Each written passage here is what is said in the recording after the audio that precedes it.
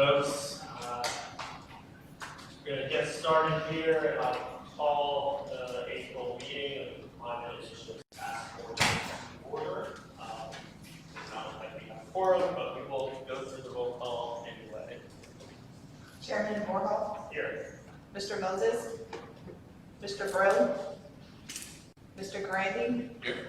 Mr. Lambert, Secretary Harris, Here. Bliss Higgins, Ms. Porter, here, Mr. Robertson, Ms. Bush, Mr. Hardy, Mr. Gray, Mr. Bowser, Ms. Beauchamp, Dr. Stagg, here, Ms. Gotro, Mr. Daniels, Mr. Chambers, Here. Mr. Schwartz, Ms. Pishon Battle, Chief Dardar, Mr. Gerchik, Ms. Manning Broom. Just mentioned we do not have a quorum, but in the interest of sharing updates, we will continue through our agenda. For no other reason than to inform the public of activities and updates. There's a lot going on. Important to make sure that as many people as are interested can be apprised of recent updates. You know, we do only have these board meetings quarterly, and so I can appreciate what this table for being here. But as you talk to fellow task force members, and I will do the same, we need to be sure to prioritize our attendance when we do have these meetings. And thank you, Mr. Breaux. For the record-elect, Mr. Breaux has arrived. We still do not have a quorum, but that is that we will still move forward anyway. Thank you everybody for being here. You know, a lot has gone on and a lot is not going on. You know, I did want to follow up on an announcement of due out from the last task force meeting of engaging with the Public Service Commission. I spoke since the last meeting with Executive Secretary Frank Fry and Edward Yielding from Commissioner Lewis's office to start the conversation about figuring out when we can get on the agenda. That's still very much in flux, but we're looking to potentially next month or sometime this summer to present on the climate action plan and identify opportunities to work together and move forward. So I will certainly keep this group apprised of any updates there. I also wanted to just recognize that you do not see a familiar face that you usually see at these meetings. Our program manager, Lindsay Cooper, has left the governor's office. We were sad to see her go, but I had a great opportunity with the Clean Air Task Force to serve as their manager of the Gulf of Mexico region in their policy shop. So she will, I think, not be a stranger to these future meetings and to working with all of us. And we look forward to continuing to work with her in her new capacity. So moving right along, we will skip the approval of the January minutes and move right into an update from the Department of Natural Resources. Secretary Harris and or Jason Lund, thank you, Eric. Real briefly, and I apologize if I go out of order with what's on the agenda. Well, we can go in order. Hi, I'm Jay. For those that don't know me, my name is Tom Harris. I'm the Secretary of Louisiana Department of Natural Resources. We've had the opportunity to plug orphan wells in Louisiana using money from IIJA. The way that program is set up, each eligible state received $25 million in 2022 in initial grant money. We combine that with the $12.5 million that we received from the U.S. Fish and Wildlife Service deployed there, but also on federal property. And we combine that into two bid packages. We selected two contractors. It was in October signed the contracts in December and got crews out in the field plugging wells in early part of January of this year. Over the next few months, we have plugged at this time about 140 Portland wells. We have, I believe, 140 over wells over the last 2 months, employing approximately 133 workers using this funding, with more coming on. We're picking up speed. We anticipate plugging 500 wells this year in comparison to the approximately 140 wells we plug on an annual basis with the state program, which is operating in parallel, by the way. The initial phase is moving forward. We anticipate getting 20 to 25 million in later this year in the formula grant funding, and then performance grants. We anticipate getting another 80 million in funding over the next 7 to 8 years. What we've asked is to be able to keep this moving while we have the crews out in the field, while they're mobilized. If we could get the next set of funding before we're finished with this work, we'll be able to keep those workers out in the field. Additionally, with the plugging of wells, we've been monitoring wells for methane emissions. The rate of emissions that we've seen in the 549 wells that have been measured, we've seen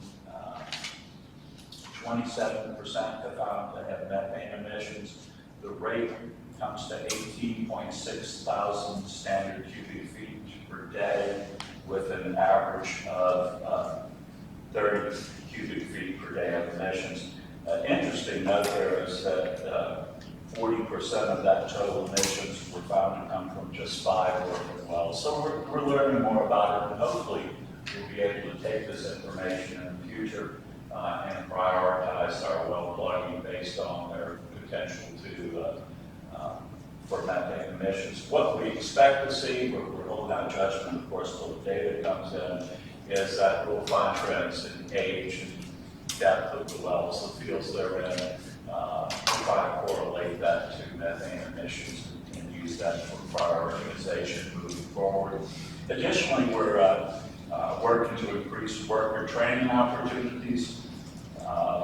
With that in mind, we've met with labor unions, workforce development, U.S. Department of Labor, several trade unions, including Wyona Iron Workers, and Louisiana Chamber of Commerce Foundation, among others, to try to get the word out to existing contractors and workers about upcoming opportunities. Additionally, we're working on apprenticeship and training programs to bring in more workers into the program, and continue to work to expand benefits for all of Louisiana's people. On the Class 6 primacy, we started this back in 2019, working with EPA to finish our application for Class 6 primacy. Those are the wells that are ultimately used for carbon sequestration, for CO2 injection. We started working with EPA, working on our application, submitted that finally in the fall of 21. We expected it to be a pretty short process, given the amount of time we've been working with EPA, making sure that we had addressed all of the issues that they had, and got good feedback from. Things seemed to stall, and we didn't hear anything back for about a year. The governor reached out to Administrator Reagan early part of this year to get some kind of idea when we may see some progress on that application. The governor expressed his desire that we see publication sooner rather than later, publication in the Federal Register. We also asked that a public hearing be held instead of waiting to see if there were any requests for public hearing in Louisiana. We went ahead and requested that. The feedback we got, Administrator Regan committed to publishing our application for primacy in the Federal Register in May of 23, so we're looking forward to that. That process can take 4 to 6 weeks, maybe sometimes 8 months. So we're hopeful that it will be completed in this calendar year. Of course, there are no guarantees of that. We do anticipate working with EPA on the public hearing. We've offered to hold that in our building, and we're also hoping that they will schedule that public hearing as far as Federal Register notice. Other thing we've asked and EPA seems amenable to is working concurrently instead of sequentially on the review and public comment. We're hoping that we can have meetings with the federally recognized tribes concurrently with the public notice and the public hearing in order to get that expedited. The final item I have before I turn it over to Jason Langlow for an update on HALO. Our Office of Conservation recently published 2 requests for comments and requested public input in the potpourri section of the State Register. The first one on methane emissions, flaring, then future utility requirements. That first one concerns possible changes to how long the well can remain unplugged when it's inactive and planning to have future utility. This notice was published in the February 23 State Register. Generally, the proposed rule limits the Commissioner of Conservation's ability to extend the time period inactive wells can remain inactive without being plugged, and covers the specifics in reporting and payment of penalties when an operator fails to plug an inactive well beyond the deadlines set forth in the rule proposal. While the deadline for comments was last month, the Office of Conservation is still taking comments on this rule proposal. The second one would prohibit venting or flaring from oil and gas wells unless authorized in accordance with draft rules. These include rules on these topics and are based on similar rules in place in Colorado and New Mexico. It was published in the March State Register. It breaks down specific requirements, and the published deadline for comments is April 20th, 2023. Basically, the Commissioner, and for those of you who don't know, Richard Ayuk passed away the night before last. Very sad news, but that is under the authority of the Commissioner of Conservation. Sometime between now and this deadline, I'm assuming that the Governor will announce his selection for Commissioner of Conservation. We do have some staff here from Office of Conservation, John Adams and John Weiss. Later, if there are any specific questions, I'd be glad to take those. Jason, could you come on up and give us an update on HALO application? Thanks, Tom. Good afternoon. It's exciting to, I think we're all really a sigh of relief after last week. We certainly had the opportunity to do this final year. So HALO is the Hydrogen Arkansas, Louisiana, and Oklahoma effort that Secretary Harris mentioned. So there's been a tremendous amount of emphasis from the state. Infrastructure Investment and Jobs Act, as we learned here during the Climate Task Force, was just an unbelievable opportunity for Louisiana to position itself as a leader, not only in production, but transportation, and overall just looking at our plans for long-term decarbonization. So we all got a very clear picture in terms of trying to look at partnerships. We were one of the first partnerships in terms of state partnerships that announced. That was very exciting because at the time it was a bipartisan-led effort. Governor Edwards has been an instrumental leader. He met with Governor Hutchinson and Governor Stitt to really get them excited about it. And we have put together what we think is going to be a very successful application to the Department of Energy. So Very, very high level. What that means is that back in November, we submitted a 20-page concept paper to the Department of Energy. At the time, there were 79 proposals for those applications. We did get the go-ahead from the Department of Energy to move to the second round, which is that was narrowed down to 33 applications. So we submitted the 100-page application last week, actually on April 5th, they reviewed April 7th.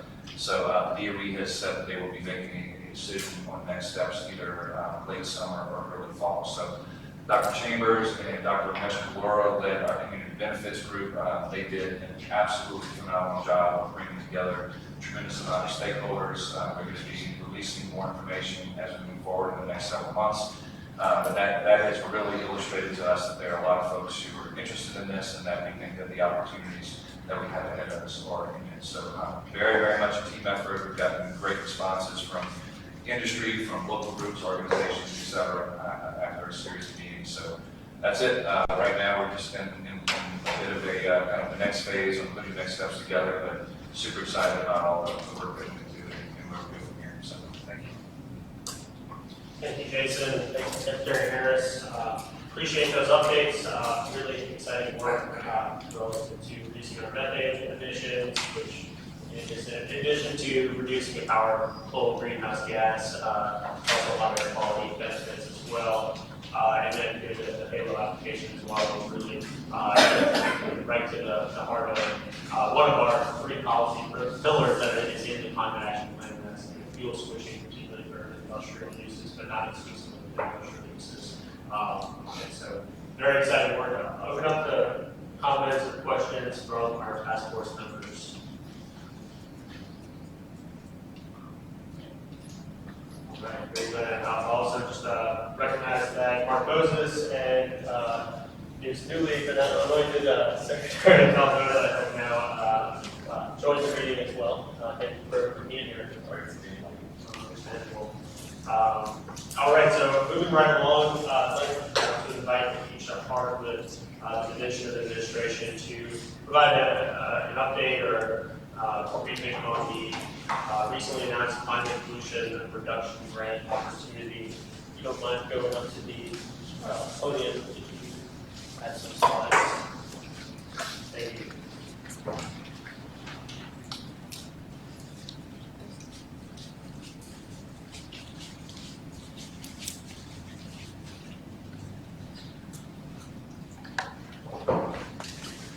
Good afternoon, can you hear me? Okay. Yep. Good. I'll do a quick introduction for those that do not know me. My name is Lakeisha Hart. I am a little bit over 6 months in a role of state planning manager within the Office of Planning and Budget under the Division of Administration, and I am going to give you guys a brief overview of an opportunity that Louisiana has for access to an EPA grant called the Climate Pollution Reduction Grant, and that grant will be managed in coordination with GOCA, DNR, DEQ, and other stakeholders by my office specifically. And so I don't have any slides, but I'll give you guys a quick overview. So this is an opportunity that results from IRA funding from EPA, and this grant is an opportunity for three broad objectives that EPA has, and I'll just go over them. The first one is to tackle damaging climate pollution while supporting the creation of good jobs and lowering energy costs for families, accelerating work to address environmental injustice and empower community-driven solutions in overburdened neighborhoods, and deliver clean air by reducing harmful air pollution in places where people live, work, and play. So this grant opportunity is actually two parts. The first is a non-competitive planning phase, followed by a competitive implementation phase. And my office specifically is going to be managing the non-competitive planning phase. And that is a $3 million, basically, award to each state. And so through that, each state, the 50 states, DC and Puerto Rico, will get $3 million if they accept the award to do planning activities related to climate pollution reduction. And then each municipality, MSA within, so what they also did, they did a $3 million allocation to the 50 states, but then they also did a $1 million allocation to each of the 67 most populated MSAs across the United States. And so what that means for Louisiana is the state is going to accept a $3 million award, and then the 2 MSAs within the state that have access to the $1 million are EPR, the Baton Rouge MSA, and then the New Orleans MSA.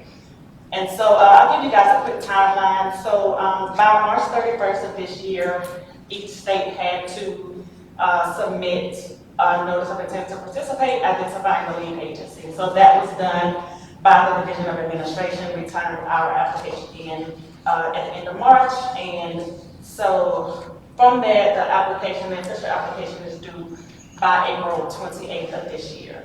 That has to be submitted online through grants.gov, and it must include a narrative, budget, and a work plan. And then with that, awards are expected from EPA by the summer of this year.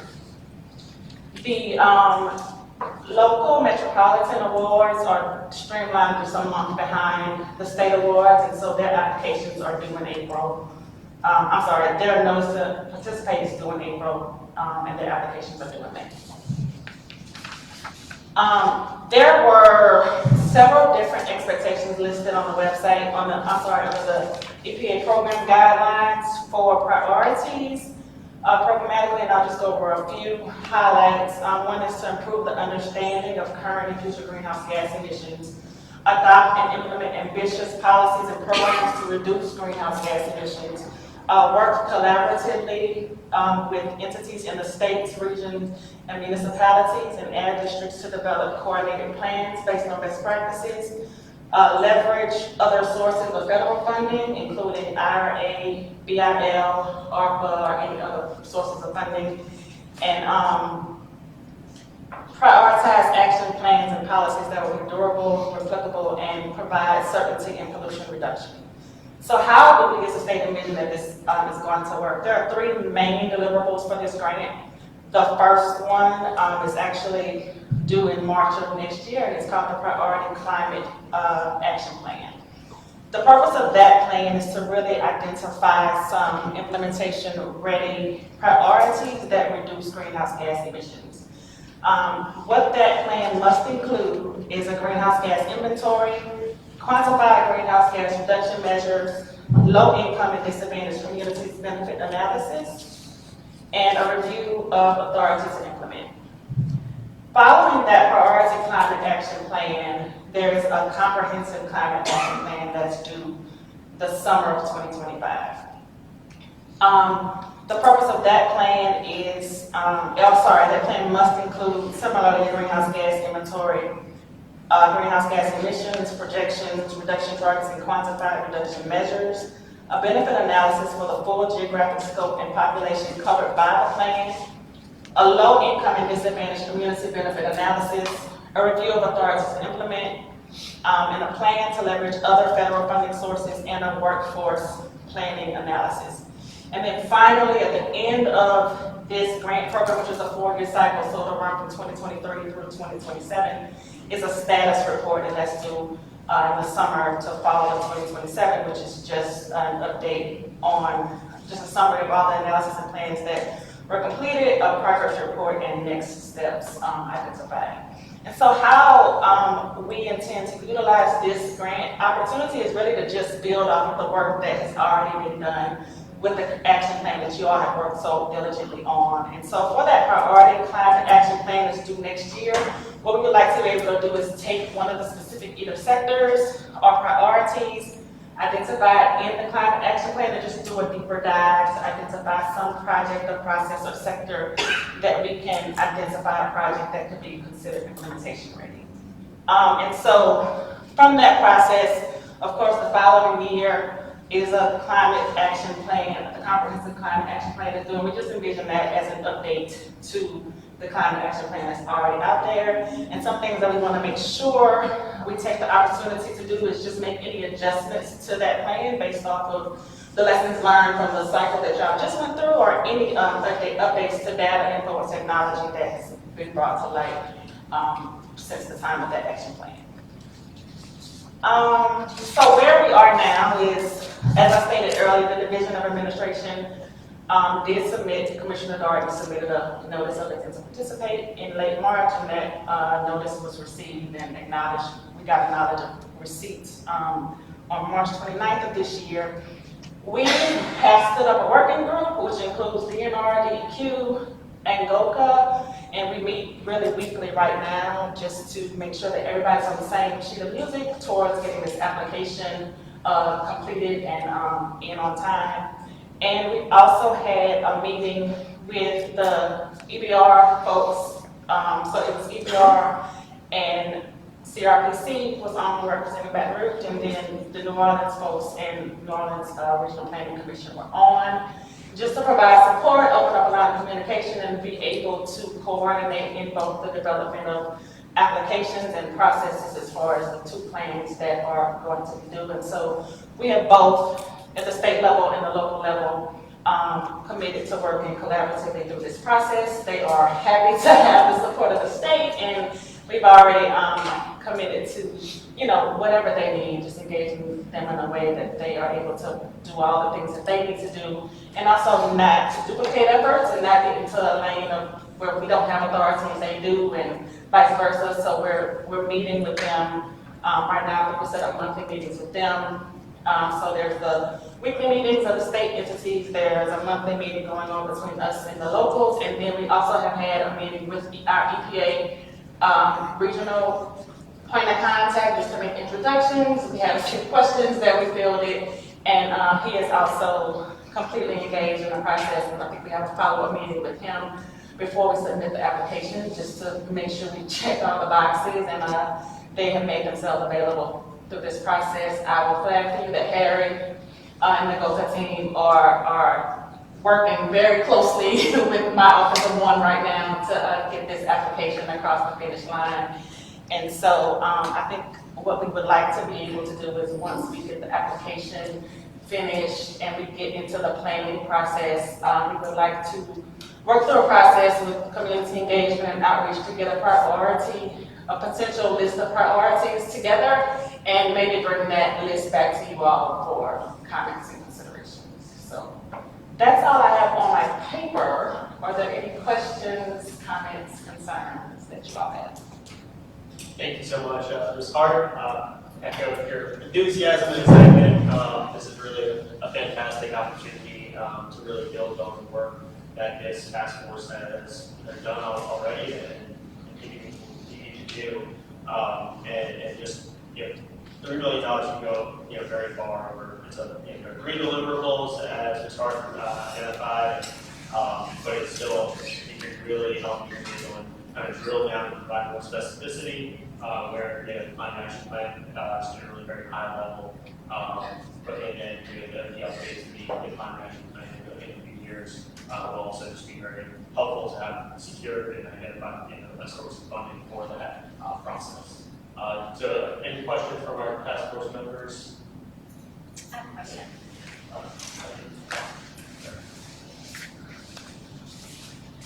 Thank you. Yes, thanks for your presentation. It is really exciting to see something, for the future of this task force and for the climate action plan. And I was wondering if there's, you mentioned that the priorities would be brought to the task force, but are there any plans to have regular task force meetings in the future to complement this effort so that we can continue to provide input beyond just the first deliverable? I'm definitely open to that. I think that however you all want to engage with this process, I'm open to it. So I think we can definitely have conversations about, even throughout the planning process, just meeting and providing, getting y'all's input and feedback on a regular basis. I'm definitely move forward with that. Yeah, I think that would be really great. Yeah, great question. I just to add on, as I think everybody's aware, this task force was created through executive order by Governor Edwards. So after the completion of the priority act plan, into next year, it is up to the next governor or the legislature. They were interested in creating a public body of this nature. But as Ms. Carter recognized, there can be ample public outreach, stakeholder engagement without an executive order creating a task force or legislatively create a task force. So substantively, you can get a lot of that same engagement and really build off of, I mean, the contact list, you have over 150 folks signed up, or the newsletters, and just having a community discussion where it grown to where it is now is invaluable, and I think hopefully can just continue to work on that forward. Any other questions or comments from our task force members? All right, thank you. Thank you very much. Thank you. Moving right along, we next have a presentation from Jackson Wright with the Governor's Office on the Justice 40 Policy Framework project.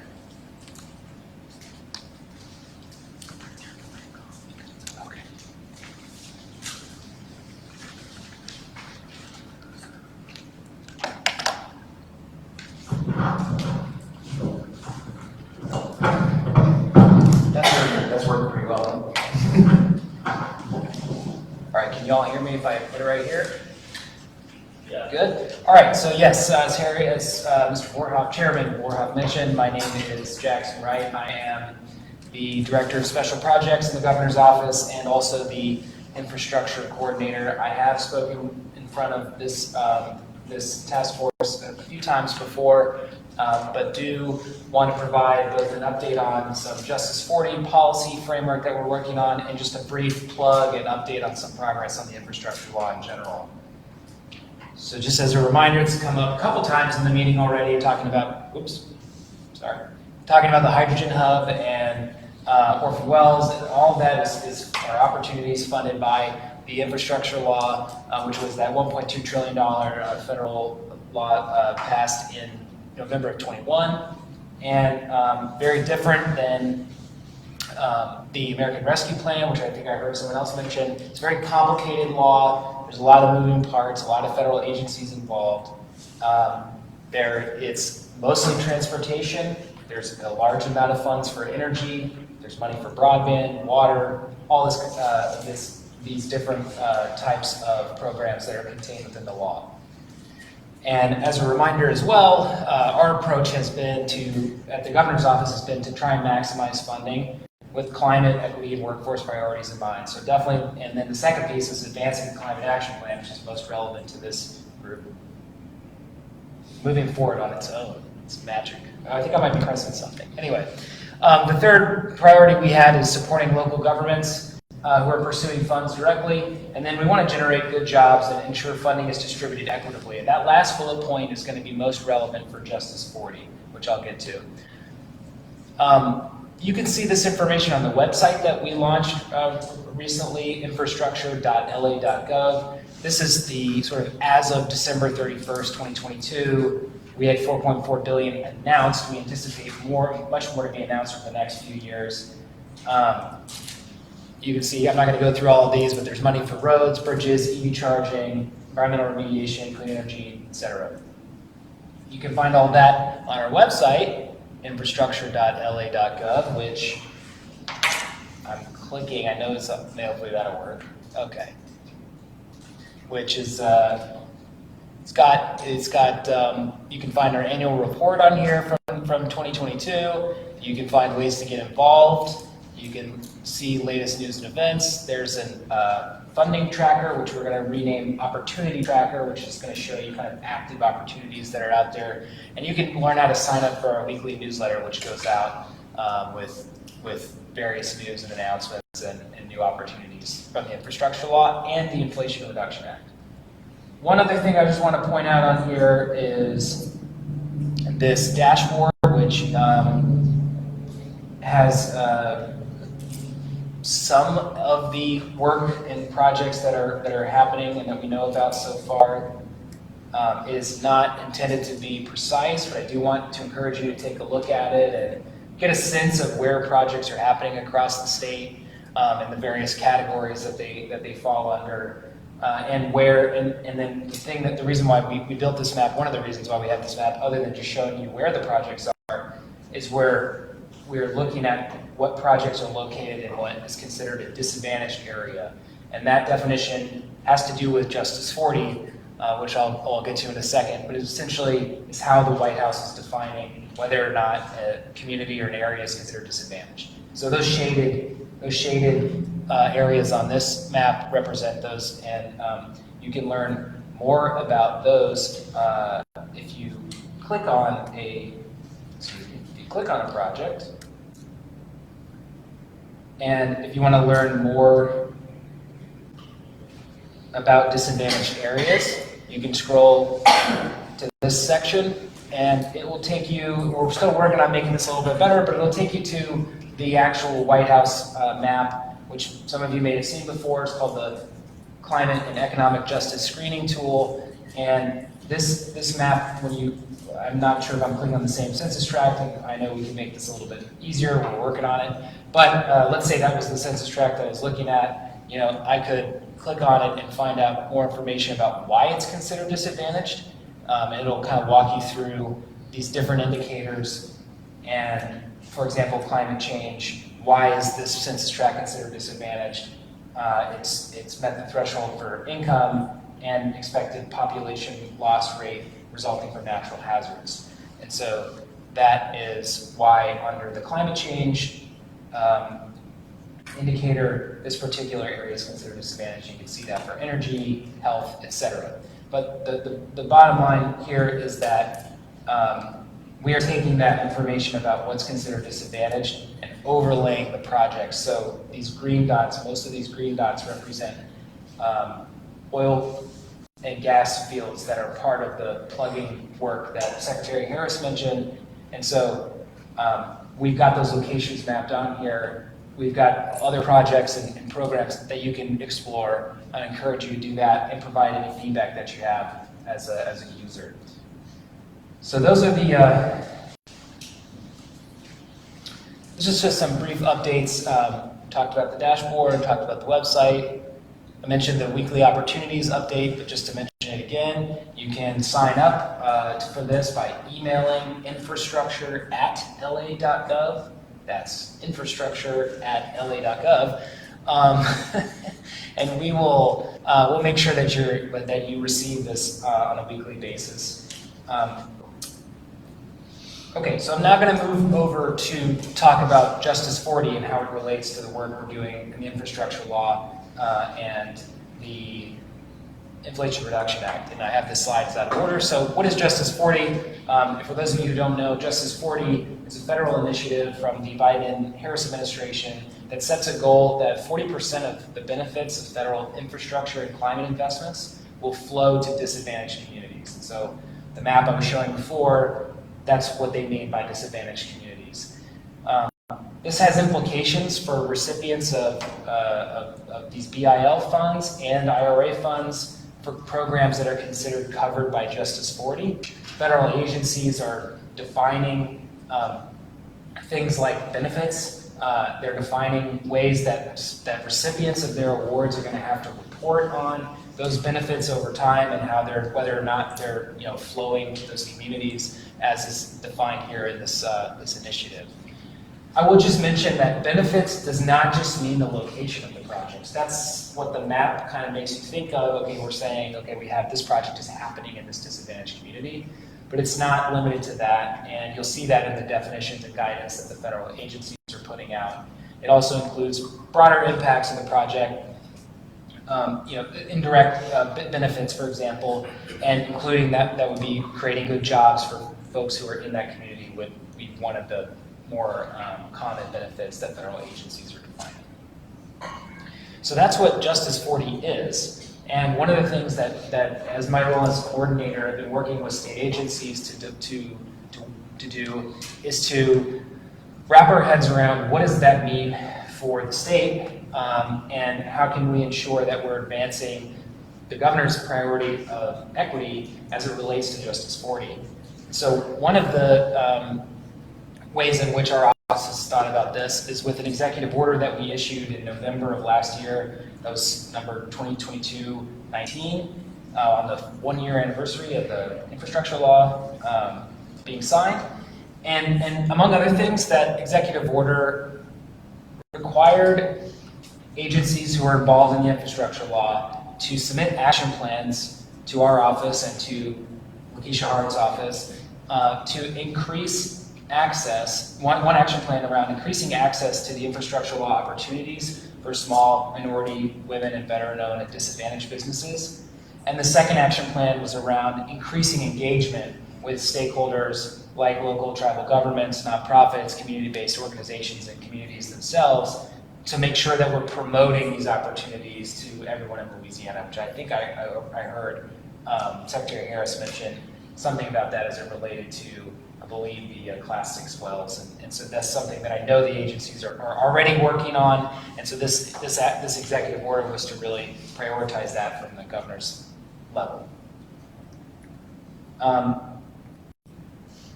Right. And so this is, again, another example, just to reiterate, this is showing you where those disadvantaged areas are as defined by the White House, and how many projects, just as one measurement, are in those disadvantaged areas so far, just to give a sense. Again, not exact, but just to say, are we headed in the right direction? Are we near that 40% based on that rough approximation? The second thing that we've done is started to do some technical assistance work with a couple national nonprofits, and that technical assistance is first geared to support me and Lakeisha in our efforts coordinating the implementation of the infrastructure law and Justice 40 in Louisiana, but it also will involve and is starting to involve state agencies themselves. And so the two national nonprofits that we're working with, Emerald Cities Collaborative and Policy Link,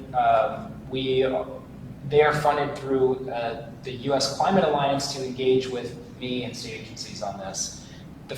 In March, late March, we held a workshop for state agencies to review Justice 40 technical and legal memorandum that was prepared by these nonprofits, and to initiate a review of the action plans that were submitted in response to the executive order. We were going to continue that engagement as we move forward. The plan right now is to do a deep dive with 1 to 2 state agencies that will then produce a framework that can support Justice 40 compliance and integration of that Justice 40 goal and actions to achieve that goal across state agencies. So that's where we are with the framework. It is an ongoing process. We're really working to make sure this is meaningful and useful to agencies, and trying to make sure that we make the most out of this partnership and are able to produce something that will, go beyond this year, because we know the infrastructure law continues beyond this year, and the Inflation Reduction Act from this year and probably the next 5 to 10 years.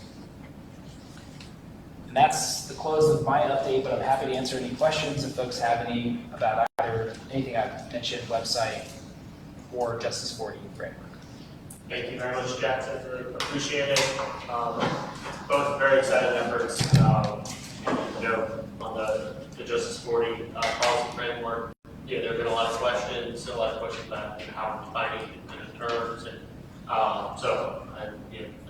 the hope is that this will be very fruitful and putting a little more detail and a clear path forward on how agencies should do their best to live up to and carry out the Justice 40 initiative. Any questions from our task force members? I could probably just talk about it. So I know we have the map that shows the distribution of projects, but do we know, looking at the dollars of projects, are we close to the goal? It looked like visually we're more than 50% of the projects are located in areas that are identified as disadvantaged. But for a dollar amount, are we close to that? That's a great question, and it comes down to, I think, how you define the benefits. So one way you could define the benefits is around the percent of the dollar value, right, that's flowing to those communities. It's a little hard to say that with the map, and it's for this reason, and I'll just use Dr. Calavoda and this Porter Betts will know exactly what I'm talking about, but the projects that are funded by the infrastructure law at DOT, for example, the entirety of the funding for that project is not infrastructure law funding. So there could be FAST Act funding or other funds that are not infrastructure law. So it can become kind of complicated about, well, if this is funding that's enabling the completion of the project in an area, are we just counting the portion that was the infrastructure law? Like how are we kind of measuring benefits even when we're talking about the dollar value itself? And then I think beyond that, each program is going to measure benefits differently if it's Justice 40 covered. And so I think in an effort to avoid being too precise, we haven't put the funding on there, but you can go see the funding amounts to the extent that it's infrastructure law money on those particular points. But I hear that. I think we made the decision, but as things start to move forward and we get further along in implementation, I think we definitely could put up that dollar figure on there. But it's definitely not just because we hit 40% on that doesn't mean we're necessarily getting to that Justice 40 mandates from the federal agencies. A few questions. I think it also raises another question of even if the project is not in a disadvantaged community, there may be benefits to adjacent disadvantaged communities, and how do you figure out the percentage of benefit or it quickly gets complicated. So I think that's probably going to be benefited by help from emerald cities and policy. Any other questions from our task force members? All right, thank you very much, Mr. Wright. Appreciate it. Thank you. Moving right along, we'll next get a project update from Robert Candace from the Data Center on the Equity Ventures report.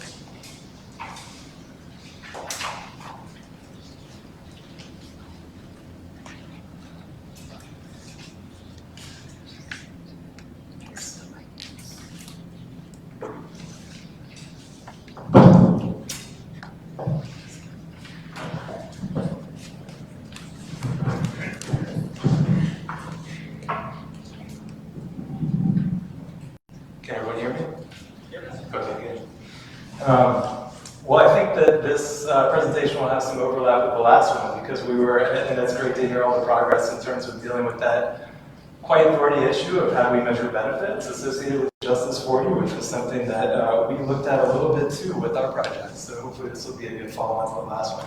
So I'm Robbie Havens. I'm the economist with the Data Center of Southeast Louisiana. We're an independent nonprofit research organization and data intermediary based in New Orleans. And we were approached by the governor's office last summer to help to think through and help develop a framework for equity metrics for the Climate Action Plan, which, as it turns out, does engage with some similar topics as the last presentation. I had the pleasure of speaking in front of the task force. I believe it was at the meeting last summer. That was right at the beginning of the project, so it's great to be back and present where we're at now at the end of the project. Just as a bit of recap, the task force will be familiar with creating a more equitable society as one of the 7 fundamental objectives of the Climate Action Plan. Yet there are a variety of equity questions woven throughout the other fundamental objectives and each of the strategies and actions in the plan. To help put this in a little bit more perspective, I'm going to walk through a little bit of data just to kind of set it up here. Because there's going to be a lot going on here, I'm going to walk through it in steps. So on the vertical axis on the left side here, we have emissions per capita. On the horizontal axis, we have income inequality measured with the Gini index. And there is the United States average. So that would be where the country is, right at the intersection of those 2 lines. So let's go ahead and throw up every state in the United States up there. And we can see where Louisiana stands, where we rank second in income inequality as measured by the Gini index. And we are, of course, one of the higher states in terms of GHG emissions per capita. The task force will be as familiar with as anyone, I think, about what lies behind those very high-level numbers. High emissions per capita, we are a relatively unique state in that 2/3 of our emissions are from industrial sources. And high income inequality, of course, Louisiana is a high poverty state with entrenched issues of racial inequality.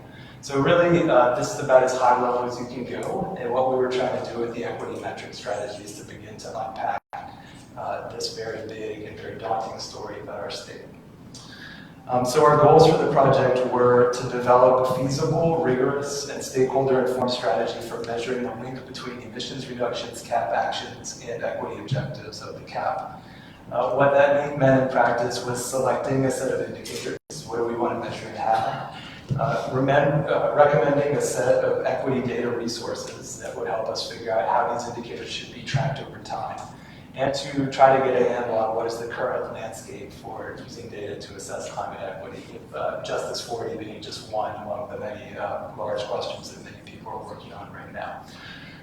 And just to give a preview of the recommendations that I'm going to touch on in a little bit greater depth as we go forward. The three big sets of recommendations, if you will. One is to create a hub resource for climate equity indicators. By resource, a generic term, we pretty much mean like a website or something similar that would make a set of indicators accessible to a large audience. We also provided a set of recommendations for capacity for equitable data in government and for assessing equity impacts throughout the process of CAP implementation. And that's where I think it maybe touches on some of the same issues as the Justice 40 presentation. This is a framework. It's very broad in nature. The first one of the recommendations is really the most tangible and most direct. I wouldn't describe these as short-term and long-term. They're all long-term. That's kind of the point. Although the second and third are a bit more aspirational, let's say. But really, as a whole, more than any single measure or any single data product, what we are recommending is a multi-pronged, pragmatic, and durable commitment to data to further equity in conjunction with the Climate Action Plan. And this is really goes in with the mission of my organization. We're a data intermediary. And what that means is that capacity to promote access to and use of data for equitable decision making. So this is sort of that concept applied to the CAP. And I think it's helpful to think that a lot of people are dealing with these kind of difficult technical issues and, if you will, sort of nerdy issues, but yeah, that's what we do here. This is a quote from a recent report from the Office of Management and Budget, as the federal government has been dealing with similar issues. Their first finding was that equity assessment remains a nascent and evolving science and practice, and that was really one of our key takeaways, is that there's a lot of moving parts to this, that's why it requires a durable commitment to revisiting and iterating on these issues. But let's begin to get a little bit more concrete. What do we mean by climate equity indicators? These are just a general set of descriptions. They cover a range of health, socioeconomic, and environmental topics. Importantly, they can be disaggregated by race, gender, income, place, and other dimensions of inequity. They can be tracked over time. They can be used to inform policy, demonstrate effectiveness, and highlight areas where more attention is needed. We love to give our indicators context so that they reflect past and present drivers of systemic inequity. And of course, we want to be able to capture progress toward inclusive prosperity. That's kind of the whole point. The task force might be familiar with the definition of climate equity that's included in the Climate Action Plan. There's a lot that's going on here. In fact, there are a lot of ways to define equity. It's a loaded term. The part of this that we really keyed in on was to achieve long-term equality of outcomes. So we really focused more on distributional equity as opposed to procedural equity, although we do touch on those topics a little bit. This will look familiar. We just saw the Climate and Economic Justice Screening Tool. But just to give a little bit more background context, there's really been an explosion of these screening tools that have created. So we just talked about the implementation of CJST in conjunction with Justice 40.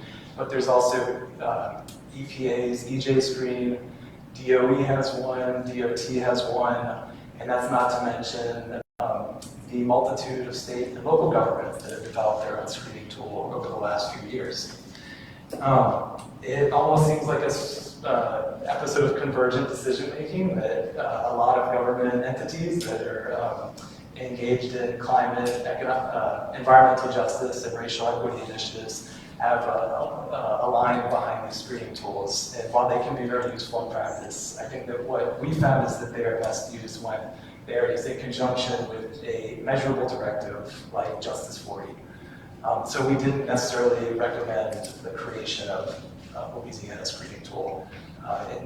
Instead, we were kind of promoting a more effective use of what's been made available at the federal level, and it's great to see the progress that's been made there already. In developing the framework, we did hold 2 stakeholder feedback sessions. One was in New Orleans in November, and the other was in Baton Rouge in January.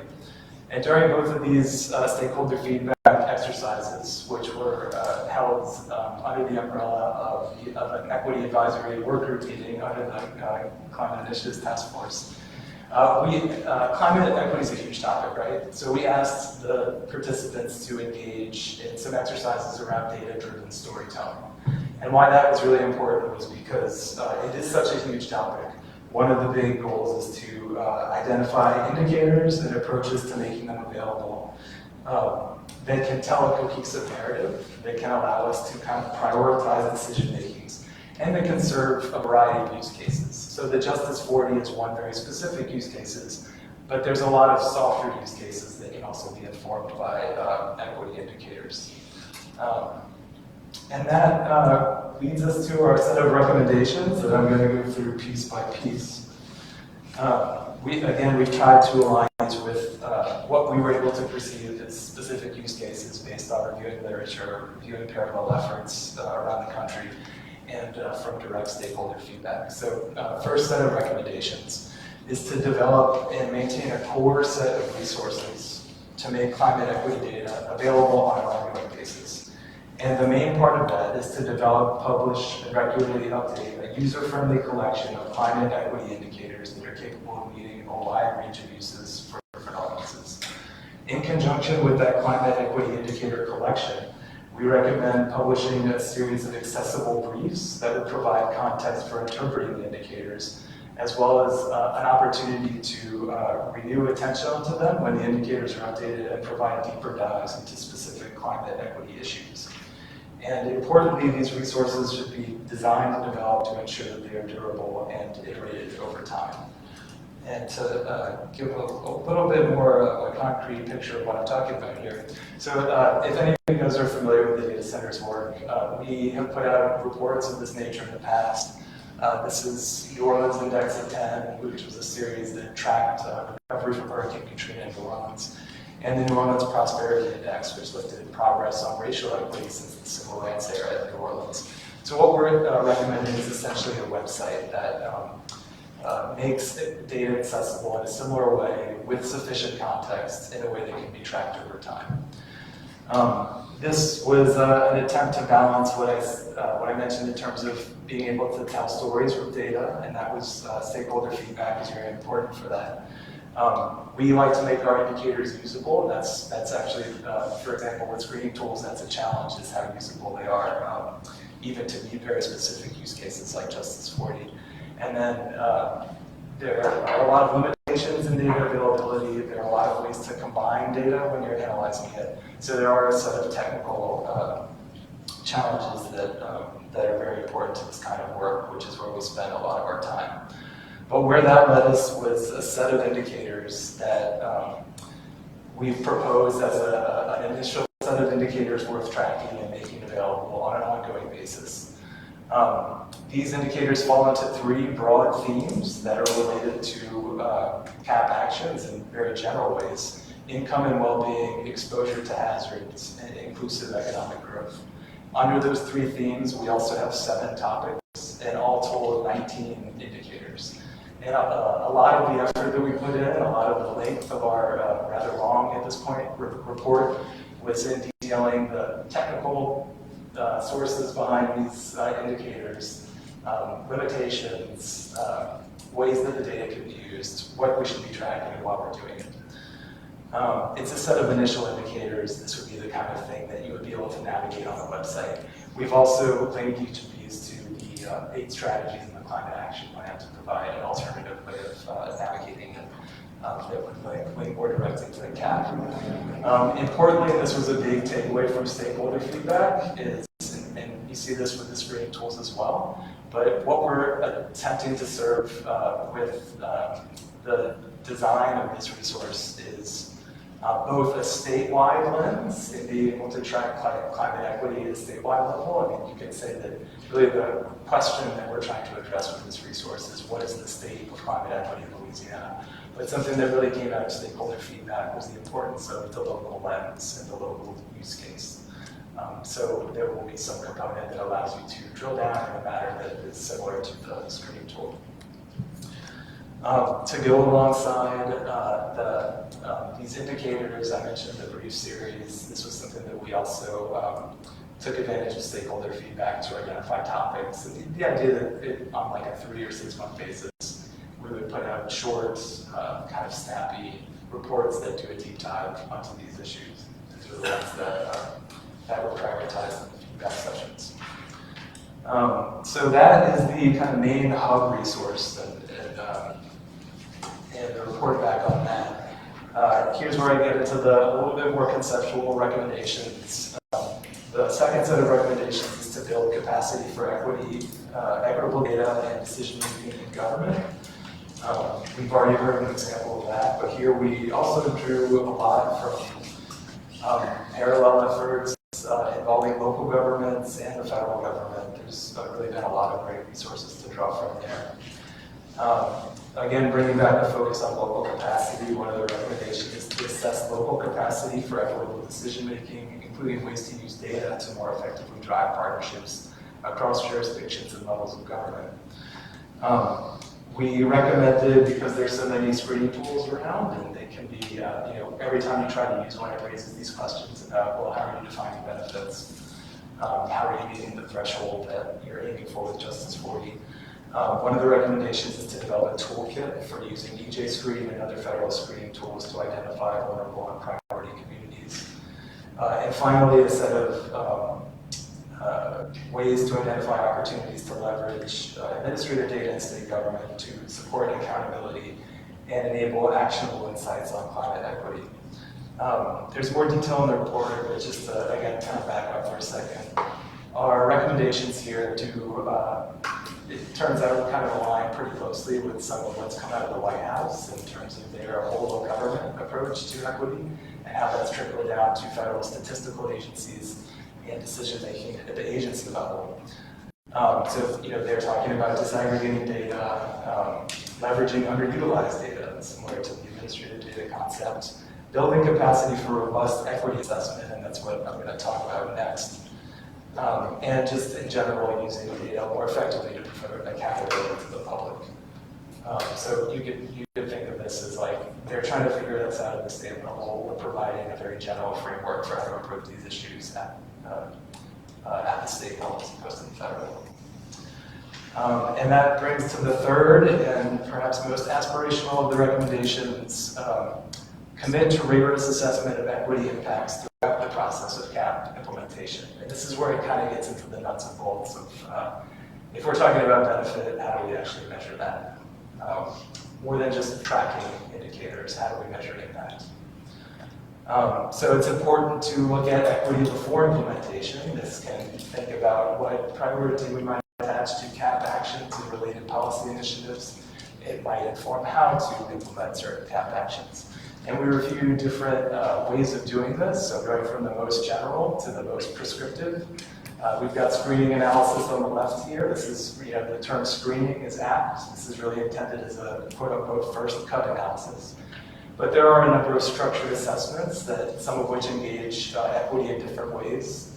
Health impact assessment is a very interesting one. It's promoted by the EPA, for example. And here there's sort of a stepped order to it. The first step is a screening assessment, and the next is to look more deeply at health outcomes, social determinants of health, and health equity. And what I like about this one is it has a strong emphasis on stakeholder feedback and on evaluating the impact of the decision that comes out of it.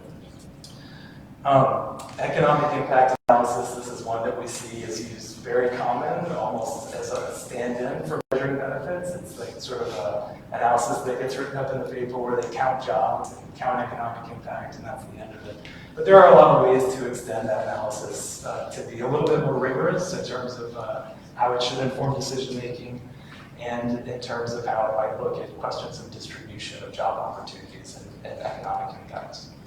And then we spend a lot of time looking at cost-benefit analysis. I think this is an important example because you could argue that any sort of policy assessment is implicitly attempting to compare costs and benefits. Cost-benefit analysis just makes that explicit. It has a long tradition of use in regulatory review and in the evaluation of climate policy. Yet there are a number of well-known shortcomings with how equity factors into cost-benefit analysis, and this is part of at the federal level, part of what's involved in the current process of regulatory review is thinking through how that's used. But still, it teaches a lot of lessons for how to think through the distribution of benefits in equitable ways, and we've done our best to sort of account for those in the report and also to provide tangible recommendations that maybe short of a completely re-envisioned version of cost-benefit analysis might provide a more short-term, more pragmatic way of thinking through equity and ways of assessing policy that could happen on a more rapid basis. And finally, my favorite topic is the question of evaluating decisions after they are made, something that so rarely happens in government, but yet it's always crucially important. We discussed the problem, the analytical problem of rigorously evaluating medium and long-term effects of CAP actions and equity outcomes, and just to make it a little bit more tangible, we did a worked-up example of the impact of Medicaid expansion a few years ago in Louisiana on the rate of insured residents of our state. In some ways, it's a structurally similar analysis to Climate Action Plan because we're the only one of our neighboring states that opted to expand Medicaid, just as we're the only one of our neighboring states with a net zero target. And this is a way for sort of disentangling correlation from causation, if you will, from netting out the actual impact of that policy from pre-existing trends that exist. These are always thorny comparisons over time, yet very critical to questions like measuring benefit. So, I mean, that's just a sampler. It's a rather long report. It goes into a lot of detail on a very conceptual level about kind of the current state of climate equity measurements and how it is and is not applied in government, as well as these kind of tangible recommendations for specific indicators that we can track. So this is just a summary of the recommendations again. I'll just say that it was really exciting to have this opportunity to think at a high level through this difficult problem. I really think that the key takeaway here is the need to have a sustained commitment to making this kind of information accessible on a wide basis and tailored to very specific use cases, be they as specific as Justice 40, or the kinds of policy debates that happen every day about what we should do as a state in terms of climate policy. What we've tried to do is to create a kind of menu of projects that could be plucked out and hopefully have the opportunity to move to the next step, which would be implementing. And that's a step that we would love to work on. So I know that was a lot of information covered in a short amount of time. Hopefully it followed on well with the last presentation.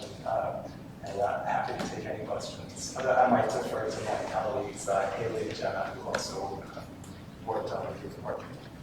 Thank you. Thank you very much, Mr. Havens, and to the whole team, as well as all the members of Climate Advisory, or the Equity Advisory Group, and stakeholders who engage in public meetings to provide input. Really appreciate their time. Before I open up for questions from the task force, you referenced the report in full, and when will that be available for distribution to our stakeholders? Thank you for reminding me. I was supposed to say that at the beginning. We'll provide a link to it this week. Okay. Very good. So we'll be sharing it soon, so you can all dig into it and we can continue the conversation. Any questions or comments from our members? Yeah, can you give us an idea of an order of magnitude of the cost to implement your recommendations on an annual basis? That's a great question. We've designed it to be relatively flexible, but I think the important thing is to have sustained funding. That's kind of the critical piece. It would be a kind of let's just stick with the website piece. So in that case, I'm going to avoid giving a specific figure, but it would be kind of bunched up at the beginning because there's a design and development cost. So we've gone a long way toward the technical, sort of selecting the indicators and thinking through some of the technical data issues, but there is a sort of web design and development cost that's associated with it.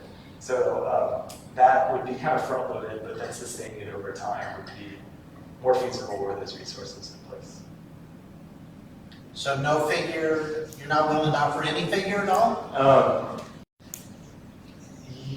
Yeah, I don't know what to say. I think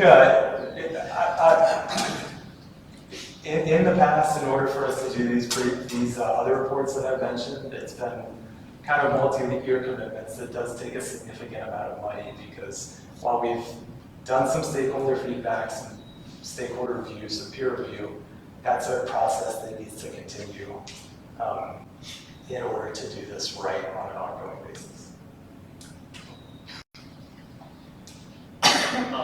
Perhaps somewhat related, but maybe a source to determine kind of order of magnitude of kind of funding needed. But in your review, are there any other states that are implementing these recommendations or similar type of recommendations that we can draw from and can continue to draw from? I think it's more common at the local level, to be honest. However, I mean, there's a number, let's take California, that's always a good example. They're well known for Cal Enviroscreen as sort of the model for the EPA's EJ screen tool. But they have a climate dashboard that reports a number of equity indicators. So I believe that's an initiative that is run through a unit of state government as opposed to a separate nonprofit. Which is a possibility with this too. I mean, we provided a set of recommendations.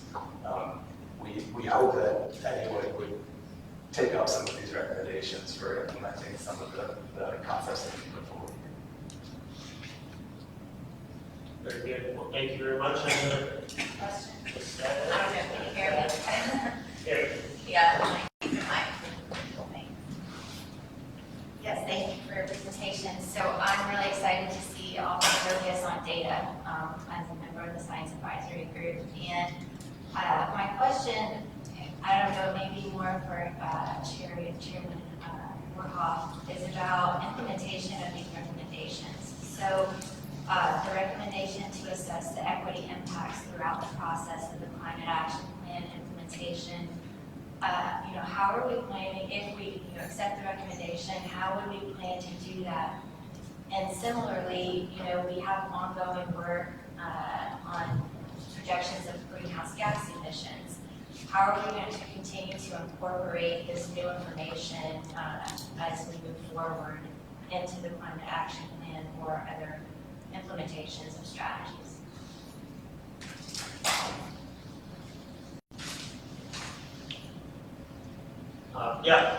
Great question. I think we're still trying to determine what there's the equity metrics report that is just completed. There's the work on Justice 40 that is very related, but slightly different. So we're still trying to accumulate all the information and figure out the best path forward, and then let's figure out a scope and a budget, and then try to find dedicated resources for that. And so I think we're still in the process of trying to determine that. So is there like a target deadline for a more specific recommendation from the Climate Action Plan, like specific strategies with the detailed data associated with those strategies? Is that? You mean kind of attaching to, let's say, for instance, for the next annual report. Right. Just to check, how well are we doing on, following through on the equity components of our fundamental objectives. I think that's a goal I think we shoot for, right, is to, we didn't have it in this last annual report, but, we had really completed this report, the data centers are at, or, we had, just this 40 efforts, so I think hopefully, we'll incorporate, the more we accomplish, the more work we do statewide, the more we can incorporate into, and I think the annual reports are sort of a logical place to do it until there's the next update for the climate action plan, which thankfully as Spark presented on, we have funding for, and we have funding, and so I think we're, that's great. We'll be optimistic, that's great news that we can, it's not long-term dedicated funding, it's really, to go very quickly, we have 3 deliverables kind of completed over 4 years, but I think that is certainly something this task force should continue to discuss, and at our next meeting, and if we can build in, a review of how we're doing, and other fundamental objectives, I think that would be definitely. Yeah, I think the review would be an enormous benefit, and also potentially engaging the science advisory group on these activities as well. Not necessarily from an oversight standpoint, but just for us to learn more about all the data and the analyses that are being conducted to define this framework and this process and analysis. I think that would be really important and of interest to the scientific advisory group members. Yeah, certainly. And to go back to prior agenda item on the climate pollution reduction grant, there are components of tracking, updating not only our greenhouse gas inventory, but also to continue to identify the impact of various policy priorities, whether it's priority plan or the comprehensive plan. Which we did through the energy innovation, energy policy tool. And we hope to continue to use that. The more measures we can pull in on all fronts that are being constructed on this. Can I Please. go back and respond to that too? So, just to be clear, that kind of concept about evaluating the long-term and medium-term impacts. So, one of the reasons we can do a kind of mock-up analysis of that with Medicaid expansion is that it happened several years ago. So that's kind of one of the limitations of this method. It's like you need to wait for the data to come out before you can evaluate it. But that's one of the, I guess, challenges with really doing evidence-based decision-making in government is that often the incentives are not there to go back and evaluate the policy that was implemented. I tend to think that state and local minimum wage policies are a really great example of evidence-based decision-making and the role that that's played in the policy feedback process. That's an extremely well evaluated policy at the local level and at the state level, but rarely is it the states that are asking for the evaluation. It's an interesting question, so it's been studied a lot by academic researchers and policy researchers that might come out on either side of the debate around that policy. So we could see a set of actors that are not necessarily the state government playing an important role in this. I think what we appreciate is the opportunity to have feedback with the decision-making process in state government to use this kind of evidence, such as it is, to inform policy. And this, among some of the other recommendations I recognize are kind of aspirational, and due to the questions about funding, I mean, that's really why we tried to make it kind of modular, and that we could pull out bits and pieces of this menu depending on what opportunities are available to fund. Yeah, thank you. You have a question? Back up on your charts, please. Which one? Keep going, keep going. The one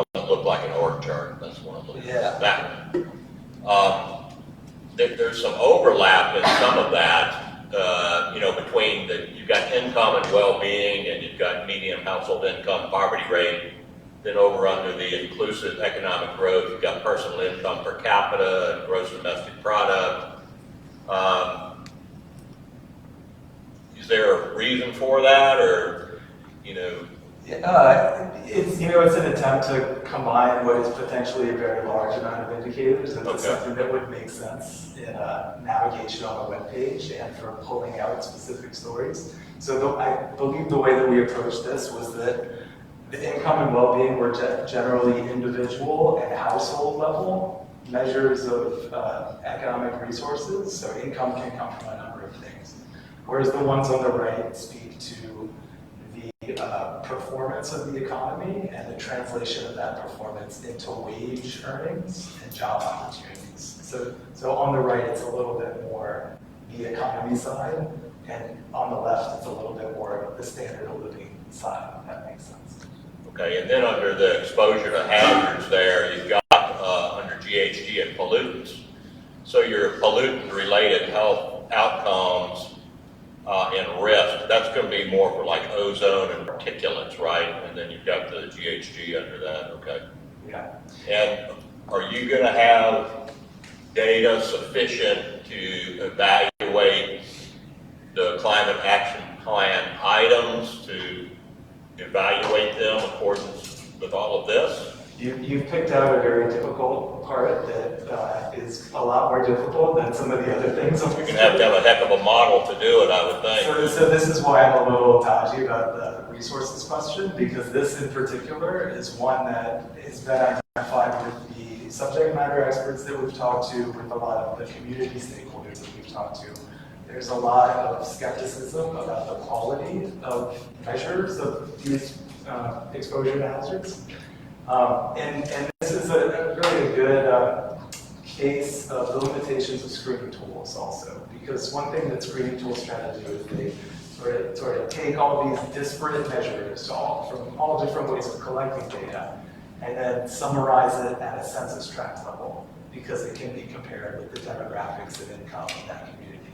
A lot can get lost in translation in that process, and that's why, ideally, the kind of Cadillac version of this would have a more intensive expert review and community stakeholder review than we, the data center, can do alone. Because frankly, we're better at the income and well-being and the economy ones. And there's a lot of expertise in the state about the other indicators and out of our state that I wouldn't want to miss any opportunity to leverage that expertise. Okay. But it's very perceptive. We did identify that as like okay, we did what we could with this indicator. That's a tough one. And really that is also why this needs to be iterated on, because the data sources change over time. The methods for summarizing them change over time. A decision, we can make the best decision we could make tomorrow, and it'll be obsolete in 2 years. That's just kind of the state of flux that we're in this whole realm of climate and environmental justice measure. Okay. All right. Thank you. No, very good questions, and that just kind of brings to mind that the quality of the data sets is crucial, and even relying on kind of the national data sets that the climate and economic justice screening tool, and I imagine EJ screen as well. It's a smaller pool of data sets because it had to be a data set that had national reach, as opposed to potentially a regional data set or a state or local data set. And so again, I guess that opens the question of what data sets are you going to use and how much you're going to spend to kind of have more Louisiana-centric or specific data sets or group those. So a lot of moving parts, I guess, just to summarize or echo Draven's. Thank you very much for your time and for your team's work on all this. So more to be continued. Thank you very much. Moving along, next up, yesterday was the start of our legislative session, and so we have an update from Chief Facility governor's office.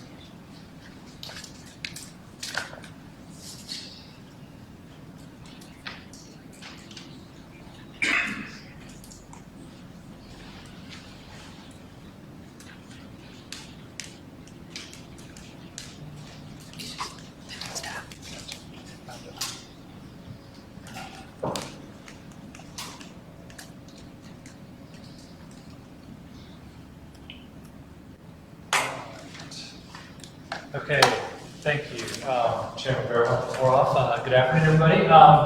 Yeah, so we thought, session did start yesterday, like you just mentioned, so we should, we wanted to kind of provide an overview of some of the bills that we saw that touched on an aspect or a tool of the Climate Action Plan. The bills, we've got about 18 so far. This could be different. You might have a different bill that's not on my list. Hopefully that's one of the reasons you want to be here today. But we saw bills dealing with carbon capture, renewable energy, and energy efficiency, one small utilities bill, electric vehicles, and some resilience bills. And so the goal of the day is really not to dive into the substance of each and every one of these, or to try to get the task force to come up with a stance or anything like that. We're really just here to kind of share this with you as important stakeholders in this and with the public, and to kind of give you a sense of how the legislature is taking on these issues that we took on, and also to kind of get your thoughts and feedback on what's out there. So I'm just going to walk through these bills with the number, the author, and then kind of the main subject line. But the presentation that we emailed out has a link, so it'll take you right to the bill, and the one that we're going to post online for the public will be the same, so you should be able to kind of see exactly what it is. So a lot of the bills that we're going to go over today have to do with carbon capture, utilization, and storage. I'm just going to move through these in numerical order, so you'll see some authors on there twice, but this is just kind of the bill order number. So first up is HB 10 by Carter, and it removes eminent domain authority of carbon dioxide storage facility operators. The second one is also by Carter, HB 35, prohibits carbon dioxide sequestration projects in St. Helena Parish. There's a third bill by Mascarello, which prohibits the permitting of certain above-surface structures on Lake Maurepas and Lake Pontchartrain. And this one doesn't specifically call out carbon capture and storage, but there's an element of the specific projects we planned for Lake Maurepas that would have above surface level structures that would be affected by that. Then we've got HB 267 by Wheat, which would place a moratorium on carbon dioxide sequestration projects on Lake Maurepas and the Maurepas Swamp Wildlife Management Area. And a second bill by Representative Wheat, HB 308, would require an environmental impact statement as part of the coastal use permit application process for certain uses of Lake Maurepas and the Maurepas Swamp Wildlife Management Area. So we've got a couple bills here. Some deal with permitting that happens through the Office of Conservation, others deal with permitting actions by the Department of Natural Resources, are both happening there. Just go to the next set of CCUS bills, again by Representative Robert Carter, HB 312. It's a bill that provides relative to liability and damages resulting from carbon capture and sequestration. HB 453 by MAC requires that carbon dioxide injected for geologic sequestration using Class 6 wells be transported to and sequestered in a storage facility in the Gulf of Mexico. HB 454 by MAC requires a local election for the approval of carbon dioxide sequestration within a parish. And then HB 571 by Speaker Scheck-Snyder provides relative to carbon capture and sequestration. But this bill encompasses a bunch of things. It includes notices to parish presidents, public hearings, distribution of funds that are collected during these processes, CO2 geologic storage trust fund, kind of a bunch of different elements kind of all folded up into one big bill. And then finally on the Senate side, Senate Bill 141 by Senator Henskins seems to be, doesn't really make any substantive changes to the law that exists. So it could be something there for future action on the Senate side, maybe something that's being worked out right now, or somehow kind of a home for some kind of compromise that come out of the House side. It's not really clear, but that's also. So it really doesn't say anything? It really doesn't say anything. It says it has carbon capture and sequestration before the act, before the now and after. It just kind of moves some words around, but just wanted to watch just to see how that develops there. The next few are about kind of on the energy side a little bit more. So there are about 5 dealing with renewable energy utilities or energy efficiency. And the first 2 are particularly important to the coastal program, HB 99 and HB 436. So one's a constitutional amendment, and the other one's the bill that goes along with it. And this is a refile from last year, Representative Orgeron. It would commit the federal revenues from out-continental shelf alternative or renewable energy production to the Coastal Trust Fund. So this is how it works for energy, oil and gas production. Nuga Mesa, it's been constitutionally dedicated to the Coastal Trust Fund. This would do the same thing for wind energy that's kind of coming up this summer, and any other kind of alternative or renewable energy source that happens on the OCX. The next one is HB 436 by Johnson, and that is really specific to there's a Rural Energy for America program at the USDA that's created specific tax credits for farmers participating in that program. So it's for renewable energy systems and energy efficiency improvements, and it just provides a tax credit for that program. HB 591 by Fisher provides relative fee exemptions for certain solar power generation facilities. And it's really about kind of the process fees, application fees, and different things like that. And so it would add facilities with PPAs in addition to the ones that are already kind of exempted in current law. SB 51 by Milligan provides relative to the Louisiana Electric Utility Energy Transition Securitization Act. And again, that was a law that was created last year, and it allows for bonding of certain types of activities. And this would kind of add another type of activity to that list. So this mainly applies to utilities. And then SB 154 by Allen provides for renewable energy leases, and this is kind of a bigger, really outlines, it has important definitions about renewable leases and kind of outlines the rights for landowners and the lessee and the different parties within renewable leases.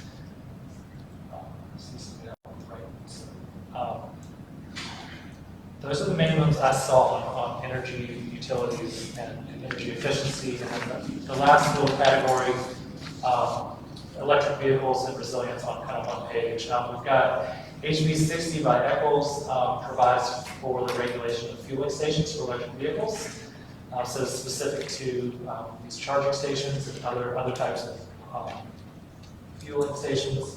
HB 481 by Representative Presley provides relative to certain unauthorized acts of motor vehicle manufacturers, distributors, wholesalers, distributor branches, and converters. So this one spells out what's not allowed by vehicle manufacturers and then kind of that list. And so our idea of including it here would be, could this affect the sales of electric vehicles that are done without dealer networks? So kind of make it easier for them to operate, or amongst dealers who are offering electric vehicles alongside gas powered models. They do kind of grab both of those kinds of activities. And then finally, there are 3 resilience bills that we wanted to draw your attention to. These pertain to more to the fundamental objective than the plan itself, but so we have the objective of adapting to climate change and in our natural working land section. So we've got HB 526 by Zerang, which establishes and provides for the Louisiana Office of Resilience, and then 2 big coastal bills for this year. CPRA 24 annual plan has a SCR number, it's number 6 by Senator Henskins. It's hearing that the coastal master plan resolution is going to be filed, I think, later this afternoon, so we don't have a number for that, but please watch out for both of those. They'll be moving through, and those are incredibly important for our wetlands and restoration of the coast and adapting to climate change. And those are the ones that I saw and wanted to raise for your awareness, get your feedback or reactions to. That's really all I have. Thank you very much, Mr. Sutcliffe.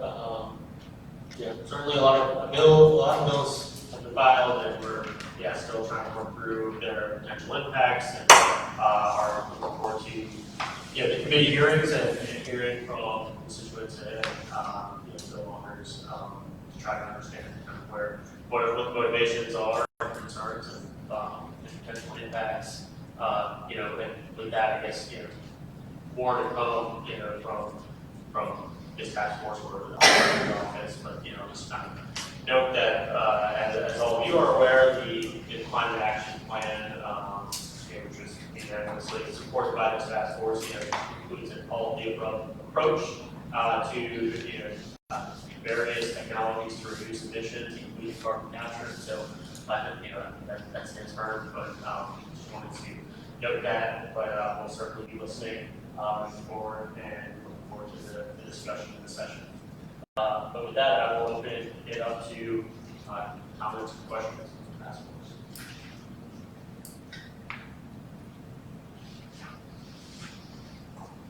All right. Thank you very much, Mr. Sutcliffe.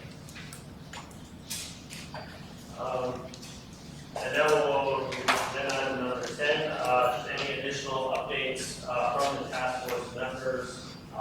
Whatever, some of the highlights of the work that is being done, we know that does not capture all the work being done. And so this is really an opportunity for any of our members to share any updates.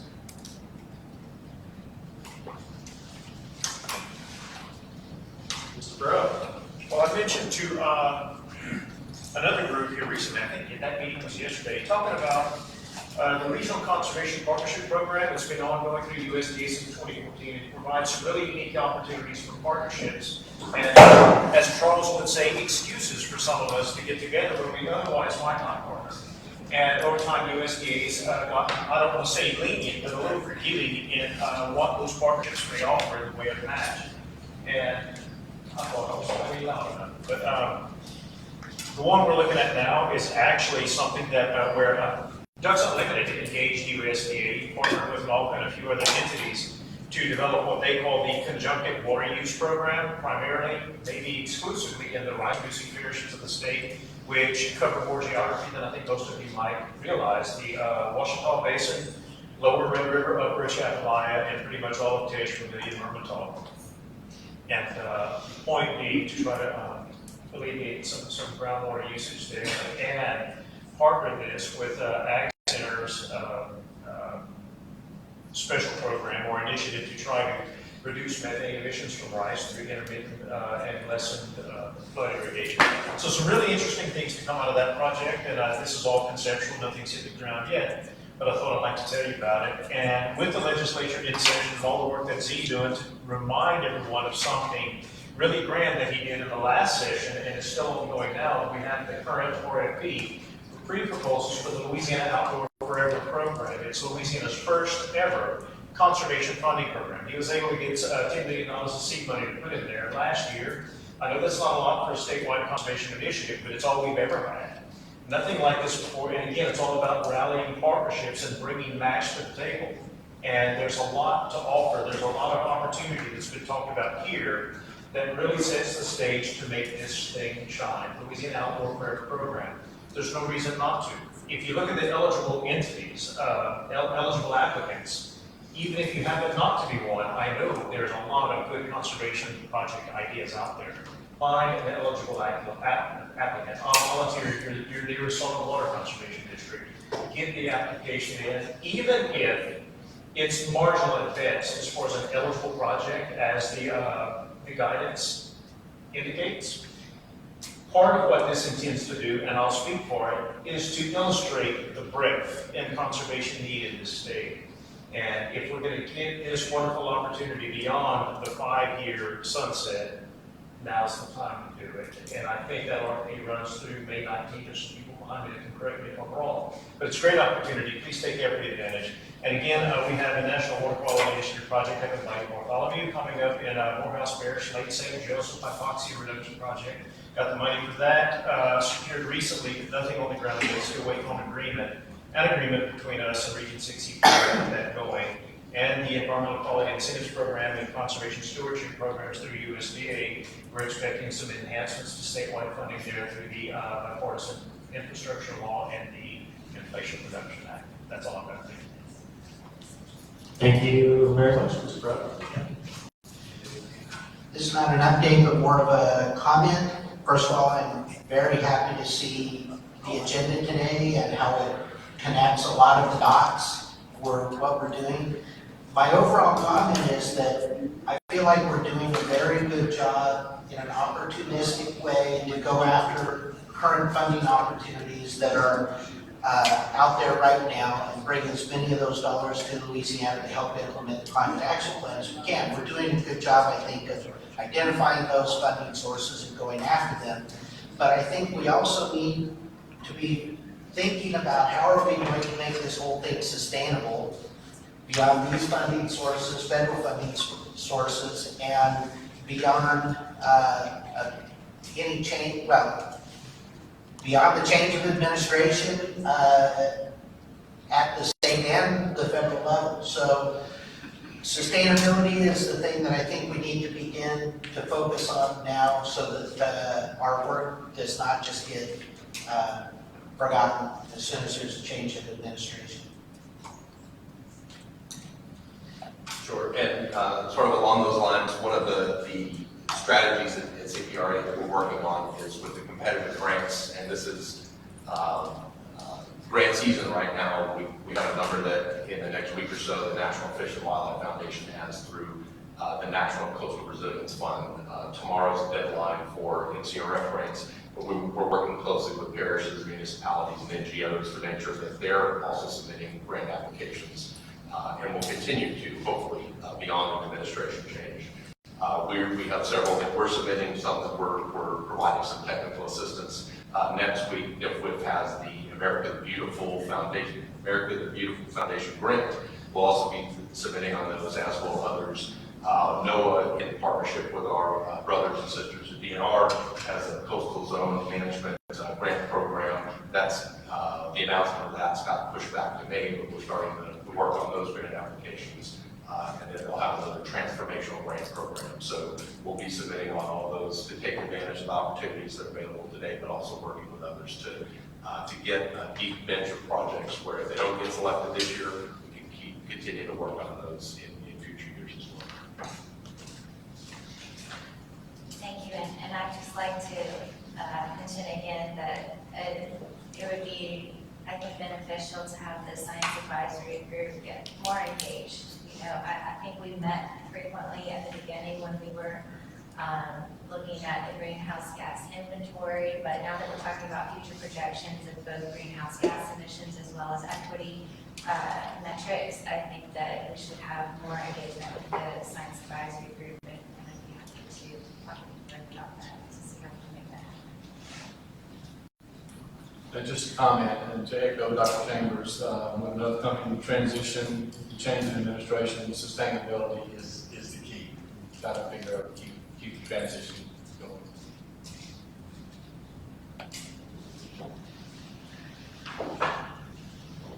Yep, I agree with those comments, wholeheartedly, and I think that we've been intentional to do our best to achieve that durability by kind of running this by committee. We've been deputizing and creating as many ambassadors for climate action plan as possible because this has been a bottom-up approach and a very inclusive big tent approach, and I think that is the best way to attempt to have this go forward in state government, but also outside of state government, and the recognition that that climate action is not only from within state government, and it's going to require that groundswell of support by stakeholders and constituents to as the governor's race heats up, it is made a priority, then I think that helps ensure longer-term reversibility. And just wanted to note that, but yes, I agree that the more we can hold in to state government in future years, I think that's important. Clearly, Dr. Edwards has really made it a priority in his administration, and I think it was shown that you can have a big tent kind of apolitical approach to climate that brings everybody in and creates a lot of momentum and a lot of action. So hopefully we can sustain that well. But any other comments or updates? I could probably just talk loud enough without the microphone. But anyway, we have programs through IIJA that we're going to continue to implement regardless of the administration change because there's money there to do it. And part of that deals with resiliency. We were doing resiliency before we were using that term. That's just the nature of our state. We'll continue to do that. There's a special funding category for that now in the transportation part of IIJA. And then we have our electric vehicle charging infrastructure program that we are still trying to get implemented. We were ready to go to start soliciting grant applications in January. We never could get any answers out of Washington, D.C. about whether it was acceptable or not. Finally, our local Federal Highway Administration stepped in, but we still don't have approval to proceed forward, but we're hoping to get there pretty soon because there's money available for that as well. And we wanted that to all be in the private sector. And part of the issue about sustainability is just that. That's one of the questions to the grant applicants. How are you going to maintain this over the long term? We can pay for installation and maintenance for the first 5 years. Personally, I think it should have been 10 years, but Congress said 5 years. So one of the questions to them is, okay, how are you going to go beyond this 5 years and keep this, so we don't have a bunch of abandoned infrastructure out there? It's very much a chicken and egg problem. You know, people don't want to buy electric vehicles because there's not enough charging stations. You don't want to put charging stations out there because there's not enough electric vehicles to break even. So what do you do? And that's why it would have been better to have 10 years of maintenance rather than just 5. But we have to live with what we got. So, but that is one of the questions we're going to ask the grant applicants. How are you going to keep this going beyond 5 years? So anyway, that's where we are. It's kind of frustrating that we're not further along than we are, but we're still hanging in there, hoping to move forward.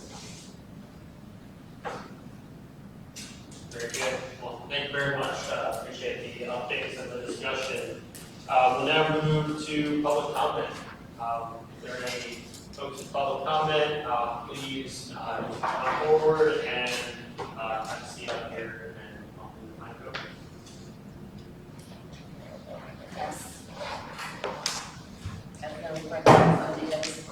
Are you the microphone? I will walk around and if you could say your name. Thank you. I'm Rebecca Trish with Louisiana Wildlife Federation, Executive Director. I just made some notes along the way about what I wanted to say, and that changed. I just wanted the task force to understand that I think through the bills that are going to come forward, there's going to be a lot of talk about this plan, certainly, particularly around a certain project. And so maybe if you're going to sunset, you might want to come forward before you do with some more suggestions about outreach and education and messaging. You might want to pay attention to messaging on behalf of the task force in some of these bill hearings. So I say this for everybody who's listening. Maybe some folks here are already savvy to that.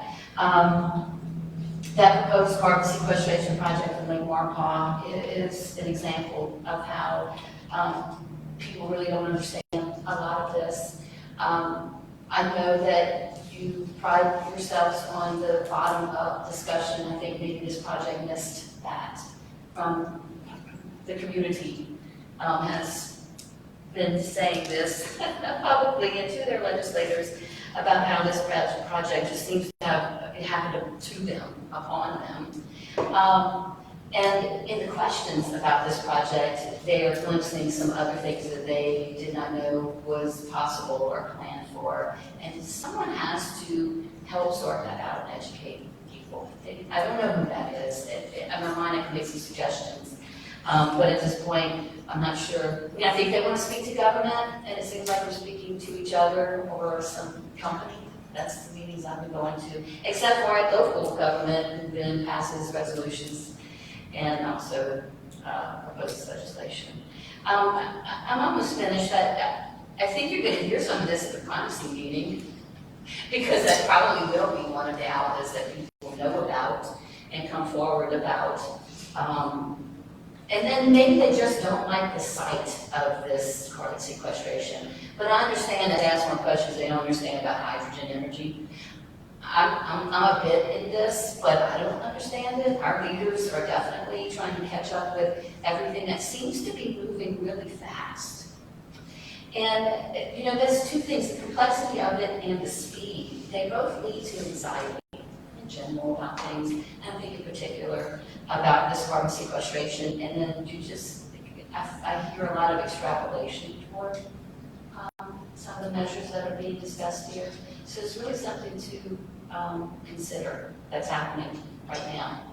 And you know, the concerns are about the implementation of these ideas and the sites. Some of us don't understand why Louisiana. They don't, a lot of the connections about the future of energy production and carbon capturing.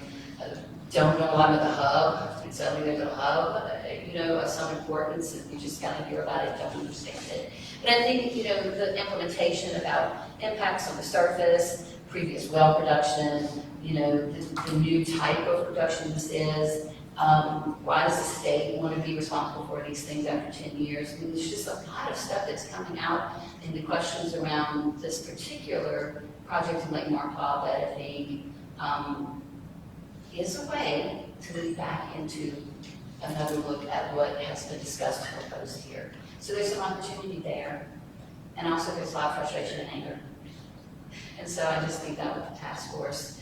And just the other thing is that just making sure that I think people want to be heard about the totality of what this is planned, because we have previous production for nearly 100 years in Louisiana, and you know, why here and why this speed. And so I think I just want to leave that as well, an understanding about why this is appropriate now. And I appreciate the work that y'all have put into this. Thank you. Thank you very much for your comment. Any other public comments? All right. Well, not seeing any, I would call for a motion to adjourn, but we don't have a quorum, so we are adjourned. Thank you very much.